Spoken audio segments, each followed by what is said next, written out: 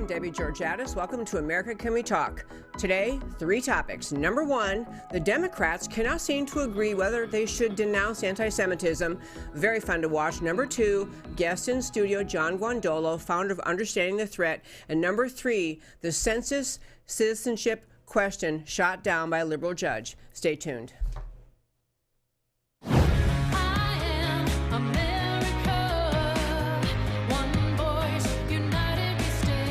Debbie Georgatos, host of America Can We Talk, is an author, attorney, and political analyst whose mission is to inspire the American political conversation about preserving liberty in the best country on earth.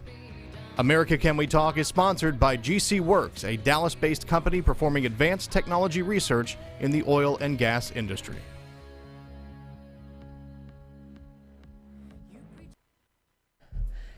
Hello again, America Can We Talk? I'm Debbie Georgatos. I want to say again how much I love my new studio. I'm at the RNCN network at Real News PR. This is a great studio. Love doing the show. Welcome to America Can We Talk and to today's First 5.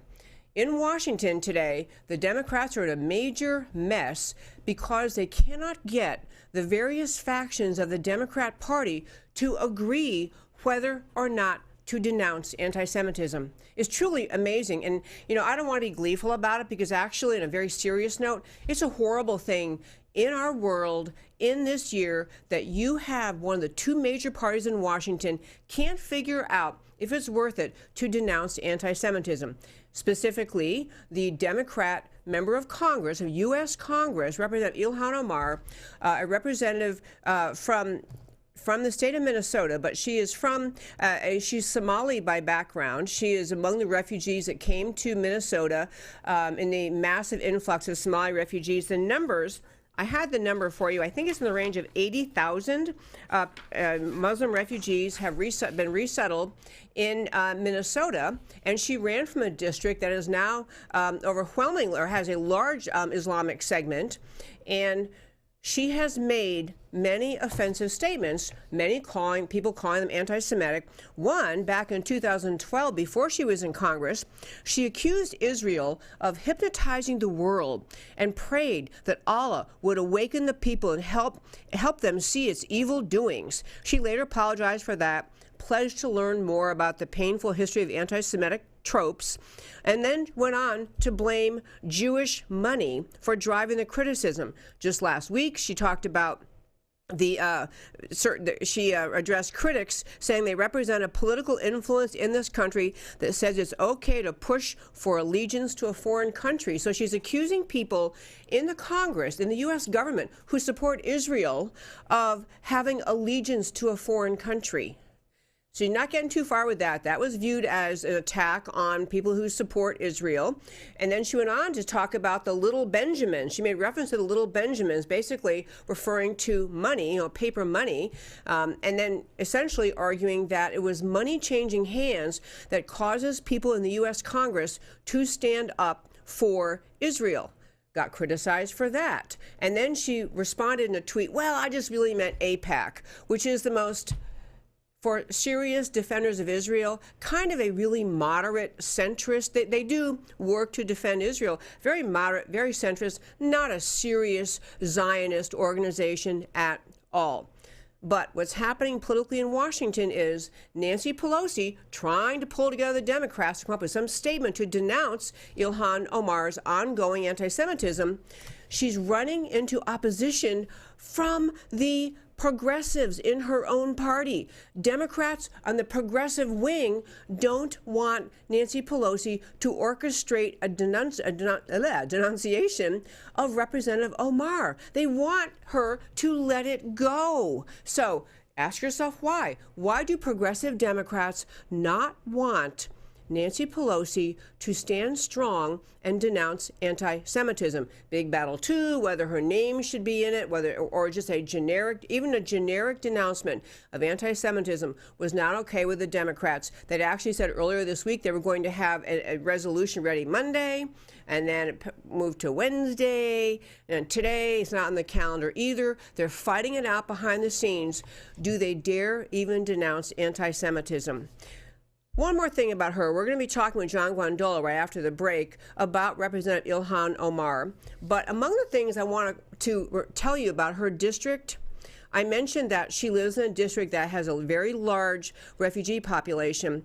It is that district in all of the United States of America is the single largest, has the single largest number of terrorists in our country who want to leave America, having come here to find safety, leave America to go fight with radical Islamists in various places around the world. They would rather go fight for Islam than stay in America and live safely. Her district, #1 in the nation.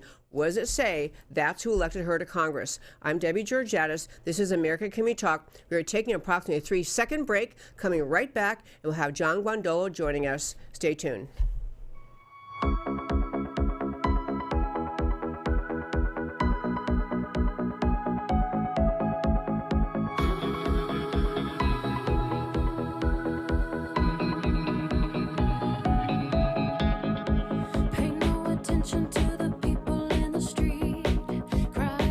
Talk. I thought of John Guandolo in the studio. I will tell you first, he's a family friend. I think is the camera on him too? You see this young man here? Family friend. And he is also the founder of Understanding the Threat, which is an organization. I'll let him tell you more about it at the end. But he is a young man who's extremely knowledgeable about Islam, about the threat of Islamization around the world. He's actually read the Quran, which I'm going to tell you right now, I'll never do. Never do. But I will tell you his background quickly. He's a graduate of the U.S. Naval Academy.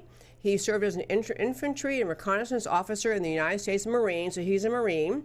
And he's a combat veteran. He served as a special agent in the FBI from 1996 to 2008, was recruited out of the FBI by the Department of Defense to conduct strategic analysis of the Islamic threat, which is pretty much what he does all day long. Try to conduct strategic analysis of the threat and how America should respond. So welcome to the show. Thank you very much. Great to be back with you in your new digs. Don't you love it here? It's really cool. It is really cool. We actually have this screen often has, tweets up or people who come online. But anyway, it's very fun to have that. But love having you in studio. So let me just start. So Representative Ilhan Omar. She is Muslim. She's one of 3 Muslim members of the United States Congress. Is that right? Yes, 3. It's Carson, Tlaib, and herself. Correct. Yeah. So she's obviously stridently anti-Semitic. And even when she apologized, she got pressured to apologize. And it was very half-baked. I kind of apologize, but I don't really mean it kind of apology. So yes. I just want to have you start with, because you're so knowledgeable about Islam. In fact, you wrote an article. I have it somewhere in this massive pile. Essentially, why are we surprised? This was on your website. Why are we surprised when a Muslim congresswoman adheres to Sharia and hates Jews? Take it away. Well, this is, it boggles my mind. And I just want to start with this point. On 9/11, we were attacked. Go back to 1979 when American citizens at the U.S. Embassy in Tehran were taken hostage for 444 days. The Ayatollah declared a global revolution against the non-Muslim world, a global jihad, and said it was the command from Allah to impose Islamic law on the whole world. The 9/11 hijackers said the same thing, which is the same thing that every jihadi in Europe, the United States, Asia, and the Middle East and Africa has said. It's what they teach to 10-year-old children, 15-year-old children, and at the schools of Islamic jurisprudence. Jew hatred, just to quote Quran 5:41, for Jews in this world is disgrace, and for them in the hereafter is a great punishment. So that's, in Islam, they teach that their God teaches that. And as a matter of fact, just after that in 551, it says, Muslims do not take Jews and Christians for your friends. They are friends and protectors of each other. And Muslims that take Jews as their friends are of them, which means Muslims that take Jews as their friends will also be in hell after they die.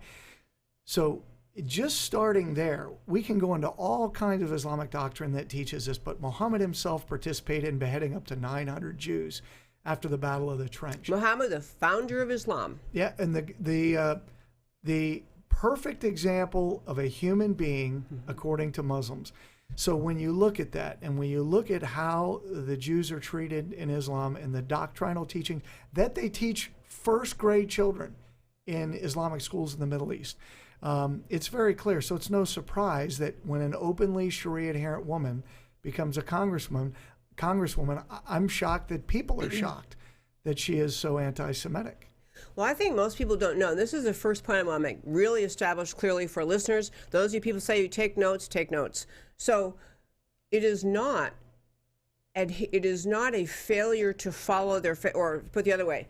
When Muslims such as Congressman Ilhan Omar speak harshly about Jewish people, harshly about the country of Israel, they are following what has been laid out, this hatred of Jews, laid out in the Quran, laid out by Islamic scholars since the time of the writing of the Quran, taught in schools today, taught in universities, taught by imams and mullahs all over the world. That's right. It is, and to put a fine point on what you just said, there's one Quran, and Islam has stated how you are to interpret that Quran, and it literally legally defines every verse in the Quran. And there's one Muhammad, and his life, his autobiography, and what he did and said authoritatively according to Islam is locked down, and it's, of course, I mean, this is what it is. So that's what they're now. Muslims who don't follow it, that's great, but to say that that's not what Islam teaches is just to be wrong. I'm really glad to have that much laid out very clearly, because I do think that for many, we've talked about this, you and I have many times, for many people who are Christians or follow the Jewish faith, they don't have a lot of familiarity with the doctrines and teachings of other faiths.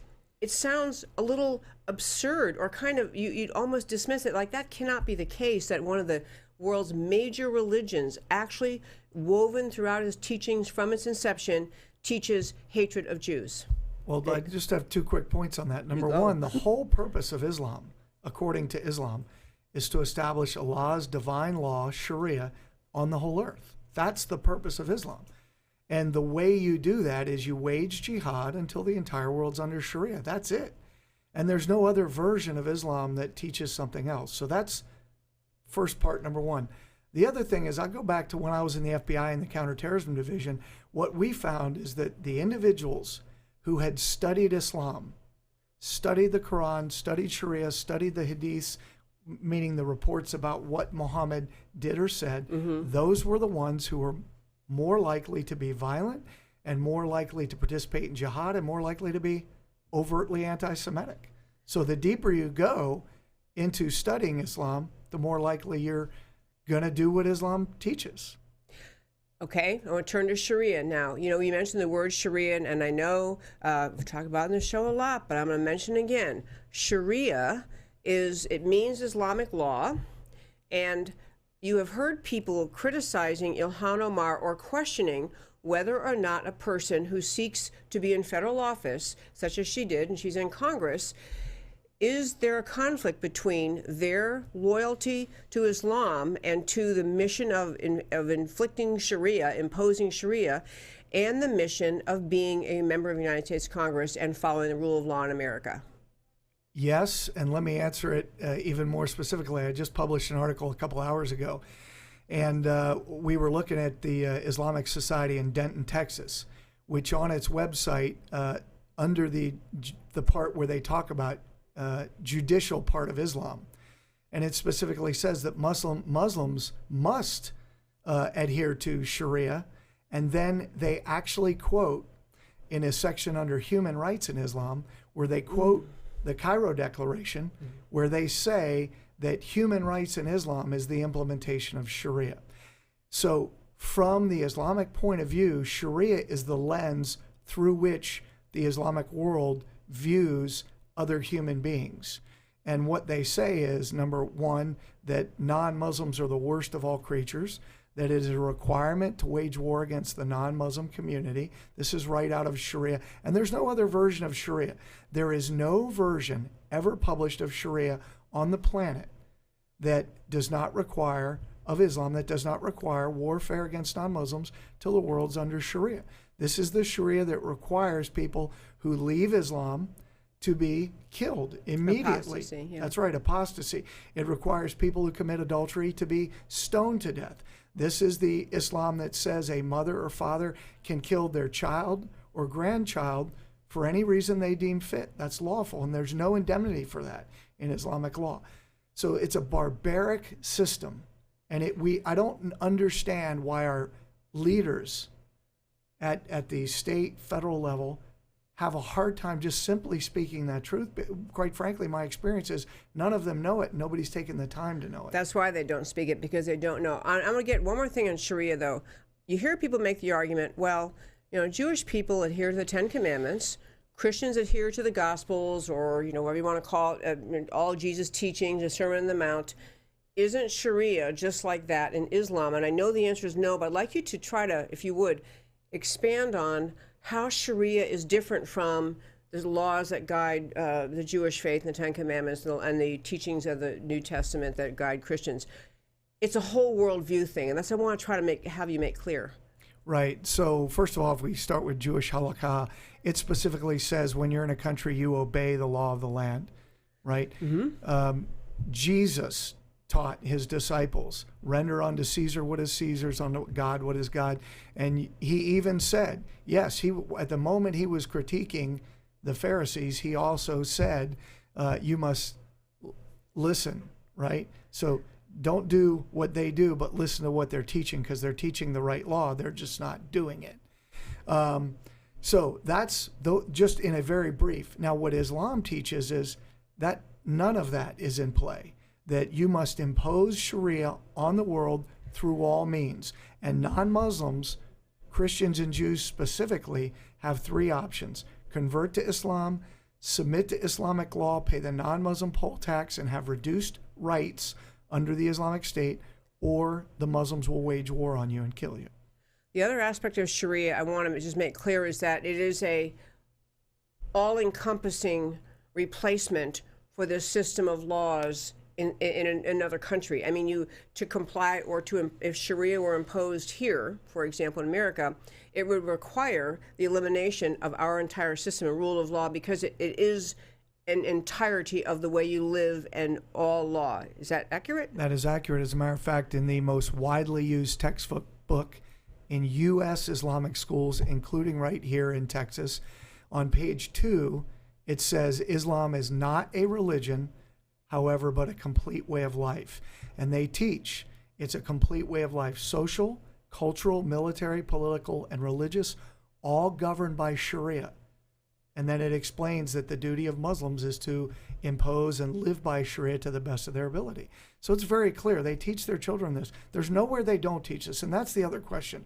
When people say, well, you're making a very black and white statement. Well, here's my question. Where is the other version of Islam taught? Name one book of Islamic law or one mosque on the planet that teaches a different version. You won't find it. Doesn't exist. That is very hard for people to process. I mean, Sure. we had this conversation many times, you and I have, but it's very hard to process that, because people do in the day-to-day life. Everyone listening, everyone we know, we've run across people who are followers of Islam who would identify as Muslim, and they are Americans, and they're friendly, and they're happy, and they're nice, and they do the job, and they don't do anything bad to you. And I don't want to get off on much to say is that it's because people have that life experience that what you say sounds like it couldn't be quite right. There must be some more modern, different version of Islam, because look at all these nice people who don't do that.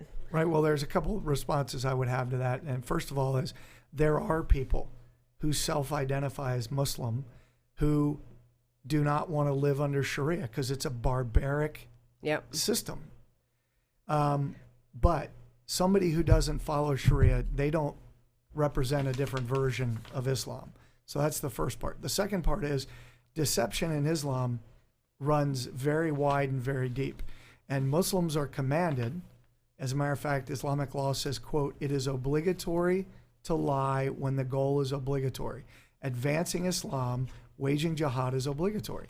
So while individual Muslims may or may not be adhering, when you see a leader of an organization like the Islamic Center of Irving, or the Islamic Society of Denton, or the Islamic Society of Arlington, or any of the many other organizations in Texas, When they're the leaders or the imams, they know this.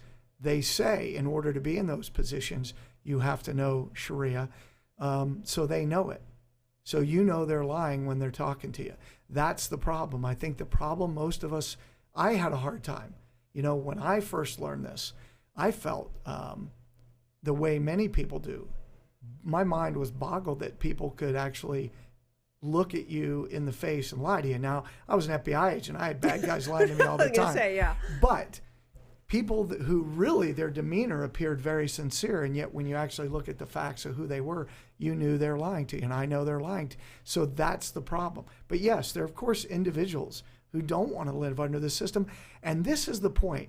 You brought up the Christian community, the Jewish community. If we really want to love our neighbors, then is it loving to leave individuals inside a system that's barbaric like this? Because for a Muslim, to leave Islam is to have the death penalty put on you, because that's treason. And they actually do that, not like 1,000 years ago. They today. That's right. In Muslim majority countries where Sharia is closely followed, but I don't know how many that is. And here in the United States, Muslims are threatened with death for leaving Islam. For leaving the faith. Okay, I want to turn, because we always, actually we're doing great on time. Okay, so I want to turn to another thing, back to Representative Ilhan Omar. So she makes all these statements. There's a kerfuffle inside the Democrat Party. You know, do we denounce her? Well, they're kind of worried. Young progressives saying, no, don't say that. But CAIR, an organization called CAIR, C-A-I-R, we mentioned them on before on this show, the Council on American Islamic Relations, they came out with a statement right after the criticism began of Representative Ilhan Omar's anti-Semitic comments. They came out with a statement. Essentially, they called her statements legitimate criticism of Israel, and so they were defending her. CAIR statement defending her. Yeah.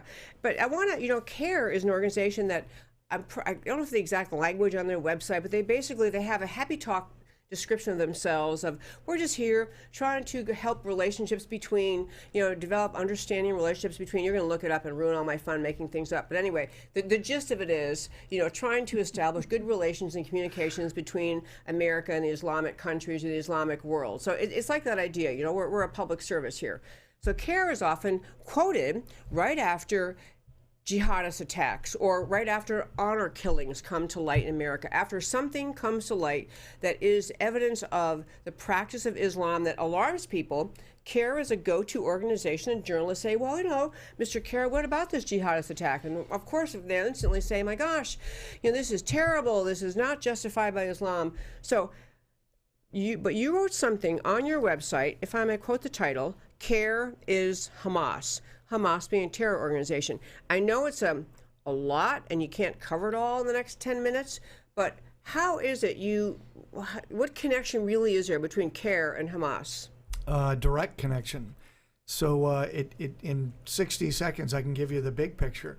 The International Muslim Brotherhood in the late 80s and in the early 90s commanded the International Muslim Brotherhood organizations. At the time, there were about 80 in countries all over the world where they had formal structures. Now there are well over 120, where they to establish Palestine committees to be nodes for Hamas in those countries. Wait, node? What do you mean by that word? Like, in other words, to be Hamas in that country, like an ambassador for Hamas. Okay.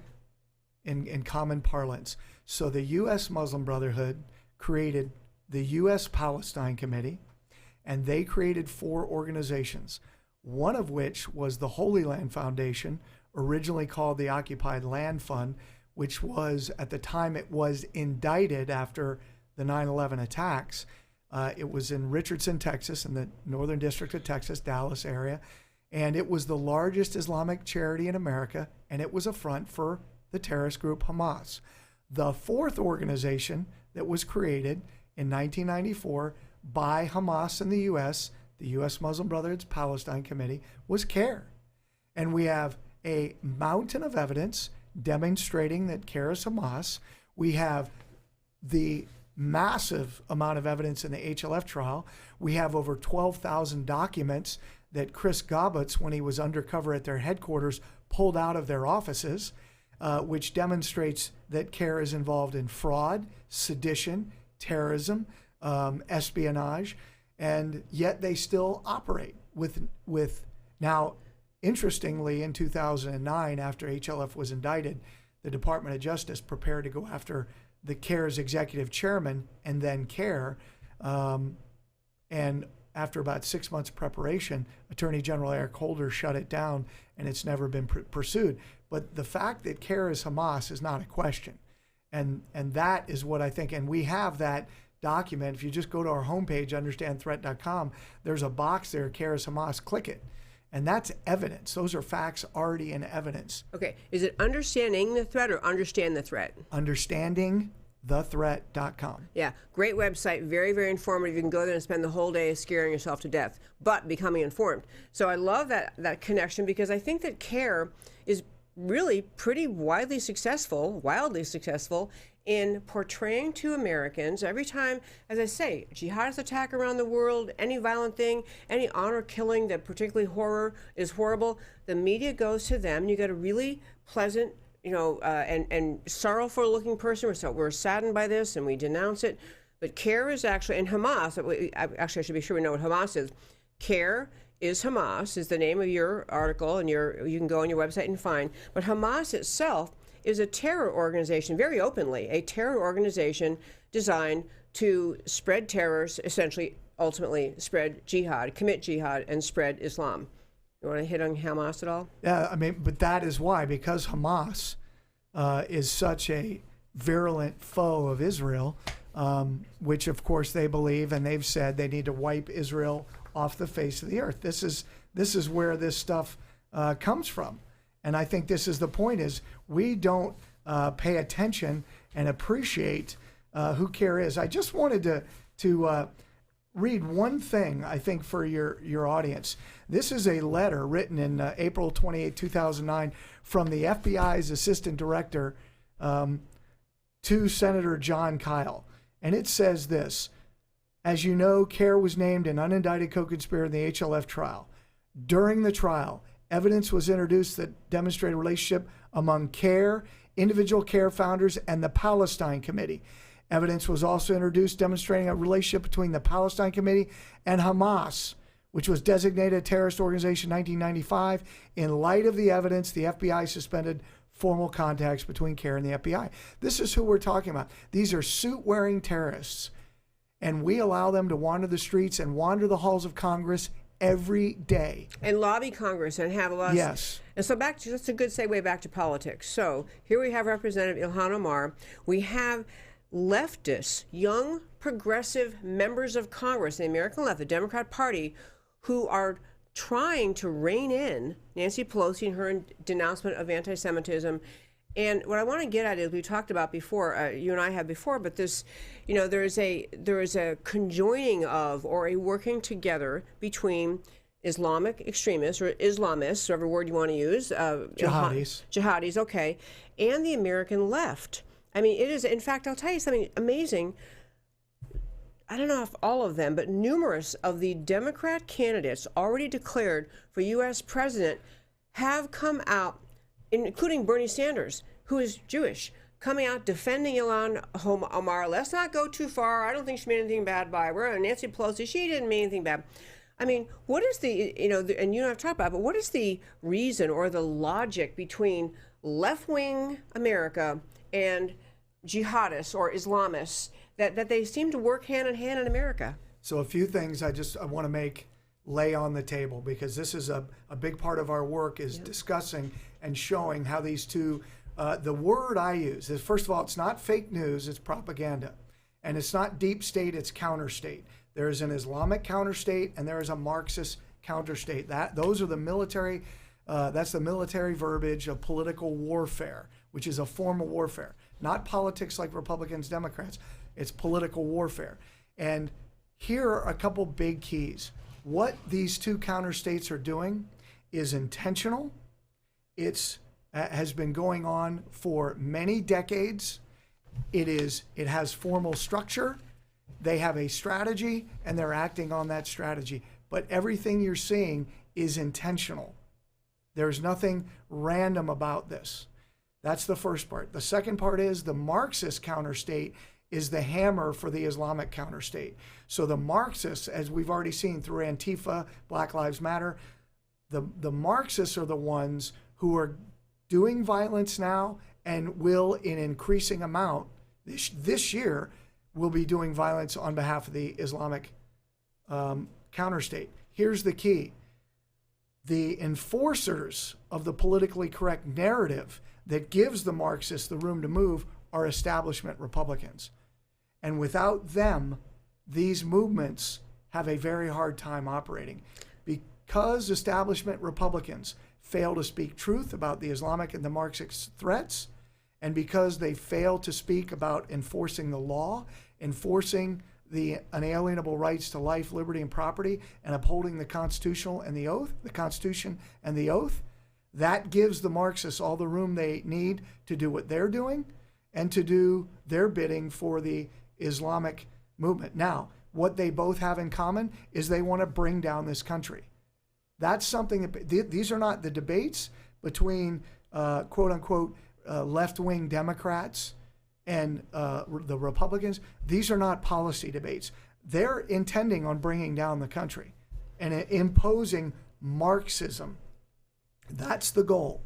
And socialism, as Lenin said, is just the prelude to communism.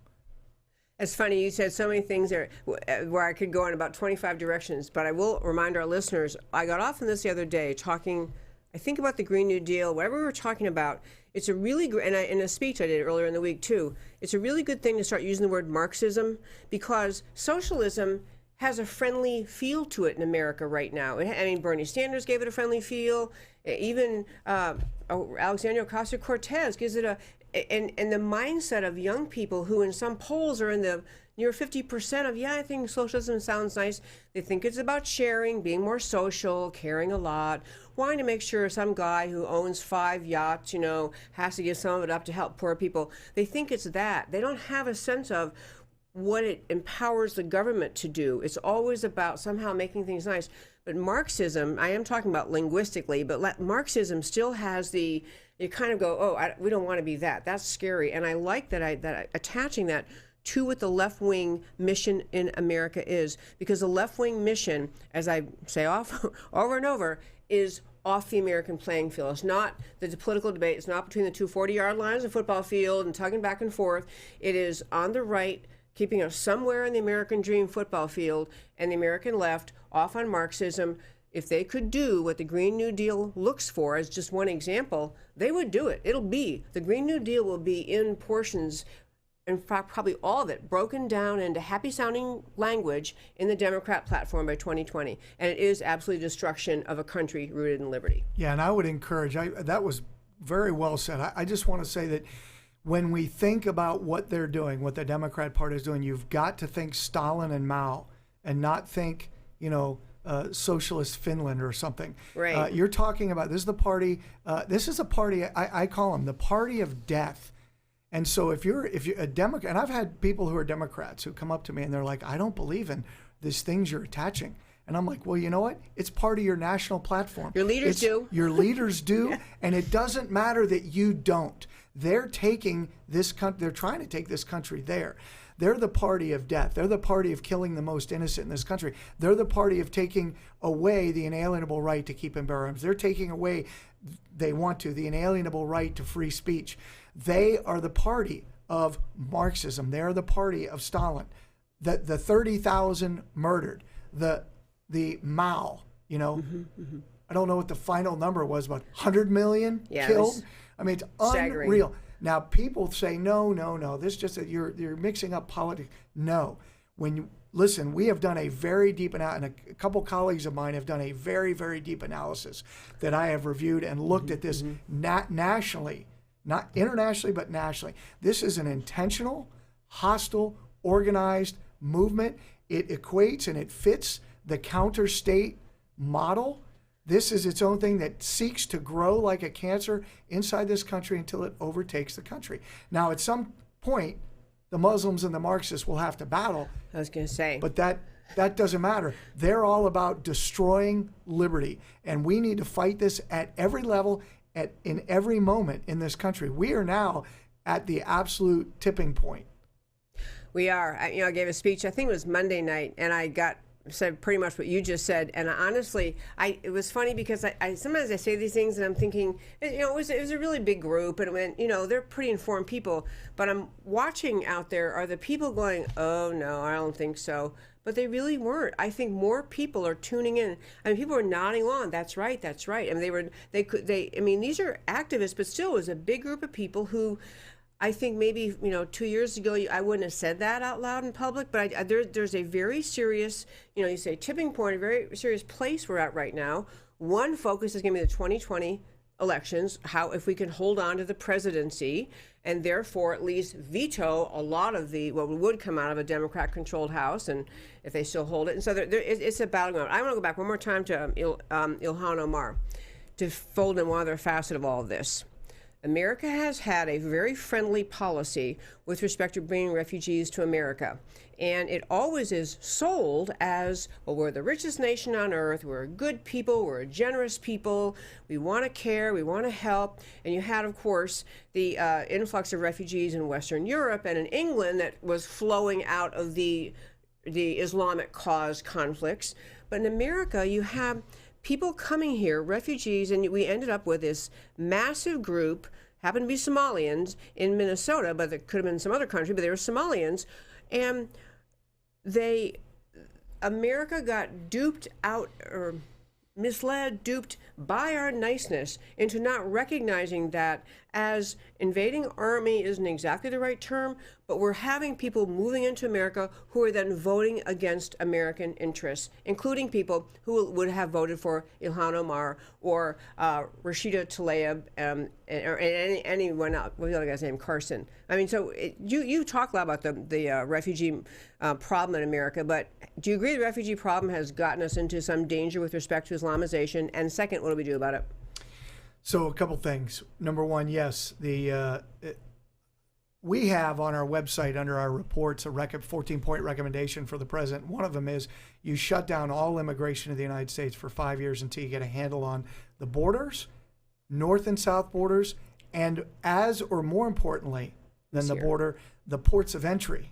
Okay. The ports of entry. We have so many ports of entry right now where people can come. We need to have either a West Coast, East Coast, and a central point of entry or something. This is ridiculous the way we're doing it. But all of that you cannot do while you've still got the problem. You got to plug the jug, and then you've got to deal with the issue, which we're not doing. It's a major issue, but I want to say it's one line of operation from the Marxist and jihadi playbook among 80 or 90 lines of operation that they're working. But it's a big one. And you have to ask why, when people ask, why would the Democrats not want border security? Because folks, go back to what I just said, because they want to bring down the country. That's why. And I'm not talking about your next door friend. I mean, he might, who lives in, Arkansas, who happens to be a Democrat, if there are any Democrats in Arkansas. But the reality is, I'm talking about the leadership, and the party platform is Marxist.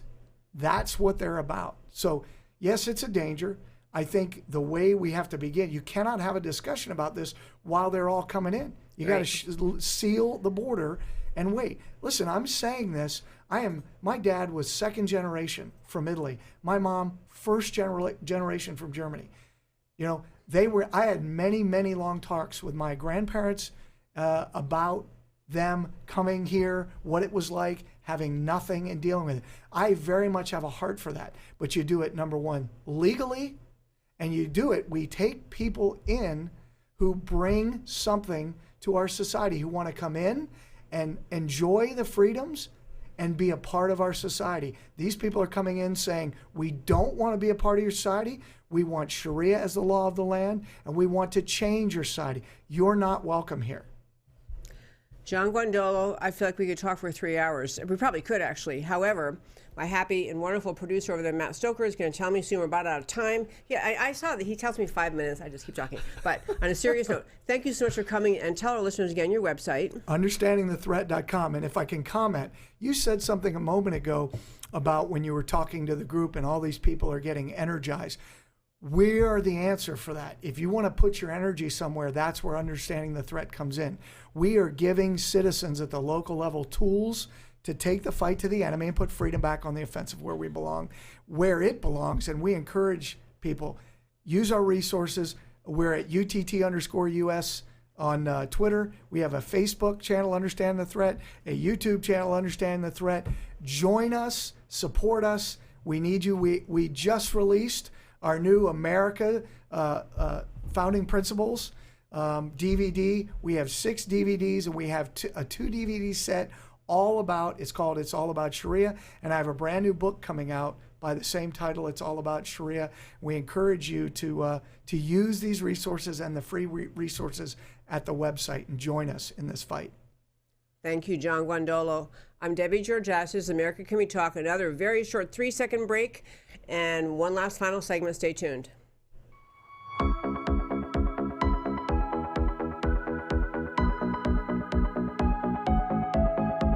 And welcome back to America Can We Talk?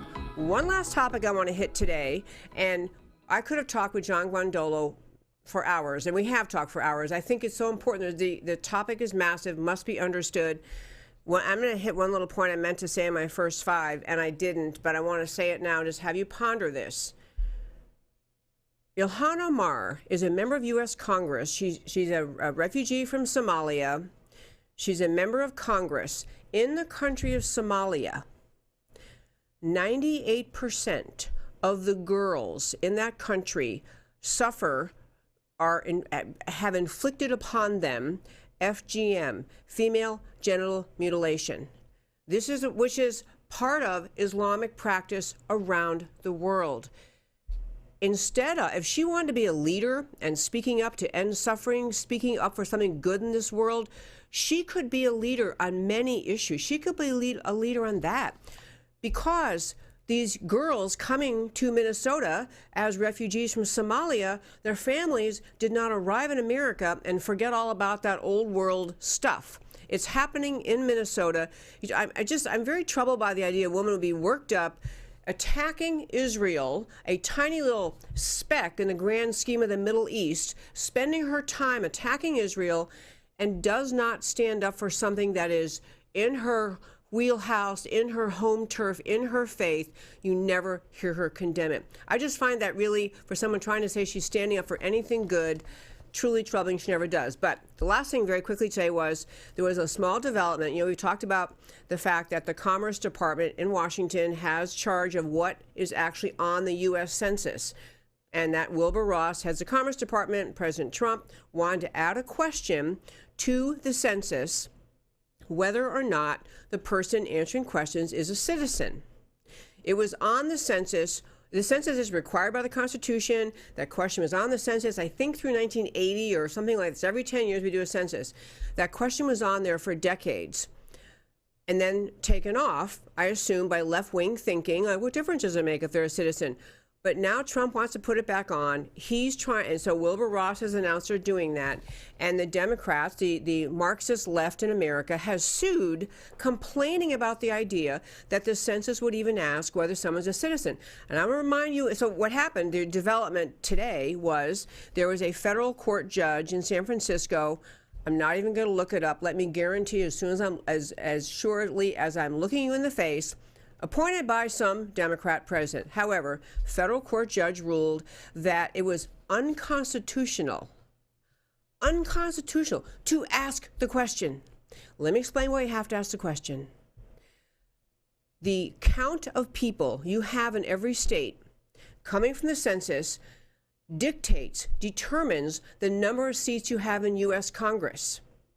So if you're counting non-citizens who do not deserve representation in Congress in the census, you're giving states that harbor illegal aliens, that are sanctuary cities, sanctuary states, you're giving them more power in Washington than is right for them to have. You're giving them more representation. In the case of California, between 5 and 6 seats in Congress should not even be there. That's the number of people counted in past census, added up, that give California more representation in the U.S. Congress. Second reason is because that same number drives the Electoral College, representation. Illegal aliens are getting representation in choosing our president in the Electoral College because we don't figure out in the census if they're citizens or not. Number 3 is that number is used to make determinations on federal programs, how much money is sent to states and various federal government assistance programs. So the effort of the Marxist American left to abandon the border, to allow people to flood in, to then have sanctuary cities, sanctuary states. California has declared itself a sanctuary state filled with people who have no right to be here. And then the Marxist left continues the effort to empower those illegal aliens by not agreeing to a simple question that's been in the census for decades: are you a citizen? We cannot let such lawlessness continue. I am sure Trump is going to appeal this. The administration will appeal it to the Supreme Court. I don't know what will happen, but I hope the Supreme Court can find the backbone to stand up and stand for that question on the census. And this is America Can We Talk? I'm Debbie Georgatos. I'm going to give you my plea at the end of every show. If you're watching on Facebook, please like this Facebook page. Please share this show with other people. You can share the whole show on Facebook. If you're watching on YouTube, please subscribe to the YouTube channel. You can email me at americacanwetalk@gmail.com. I love when people email me. I actually try to answer the emails. I'm way behind, but I do try to answer. Do not email me and tell me I talk too fast. I do not answer those emails. I grew up in New York. I'm allowed to talk fast. But mainly what I want you to do, what I urge you to do, is to be part of the mission, to stand up and speak up for the most extraordinary experiment in human liberty, the United States of America. Thank you for listening. Monday through Thursday, 3 p.m. Central. Talk to you next time. We're done.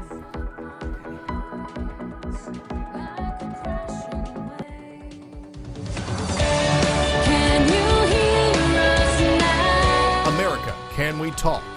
Truth about America.